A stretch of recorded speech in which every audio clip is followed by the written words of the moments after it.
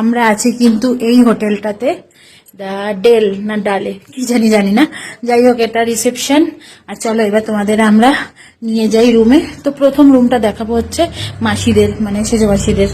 এইটা হচ্ছে মাসিদের রুম, সুন্দর আরো সুন্দর রুমটা, একদম এখান থেকেই দেখা যাবে বাইরের একদম ভিউ, সামনেই রাস্তা, গাড়ি যাচ্ছে, খুব সুন্দর করে রুমটা। এখানে 3খানা বেড আছে, বেশ সুন্দর। আর প্রত্যেকটা রুমেই তো একটা করে এরকম আয়না। তো চলো আমাদের রুমটায় তোমাদের নিয়ে যাই, দেখাই।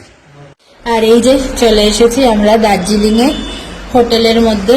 আর এইটা হচ্ছে আমাদের রুম, 304 নম্বর রুম। তো চলো রুমের ভেতরটা দেখাই তোমাদের। রুমে যদিও আমি এন্ট্রি করে গেছি, এই দেখো রুমটা কেমন, দেখো সুন্দর একটা ছিমছাম পরিষ্কার রুম, যাতে আছে একটা টিভি, একটা সুন্দর আয়না, আর তার সাথে এই যে একটা বেড, আরো একটা বেড, 2খানা বেড। বাট আমরা তো মানুষ মাত্র 2জন, তো এখানে আমরা যেহেতু ফ্যামিলি হিসাবে এসেছিলাম 6খানা রুম নেওয়া হয়েছিল, কিন্তু 2টো রুম বাদ গেল, একটা রুম বাদ গেল। বেশ ঘরটা বেশ সুন্দর, খুব ভালো লাগছে দেখতে রুমটা, কিন্তু একদম নিট অ্যান্ড ক্লিন।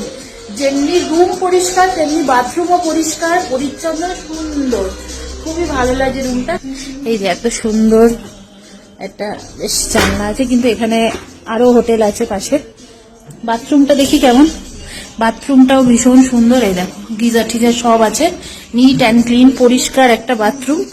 ঘরটাও বেশ সুন্দর, সব ছবি টবি লাগানো ঘরের মধ্যে। এরকম একটা ওয়ার্ড্রব আছে যেখানে জিনিসপত্র রাখা যাবে।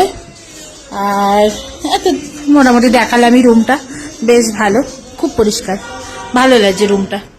বেডটাও বেশ সুন্দর করে কিন্তু সাজানো, খুব সুন্দর বেডটা সাজানো। আমি ব্যাগটা নিয়ে নাও না, চলো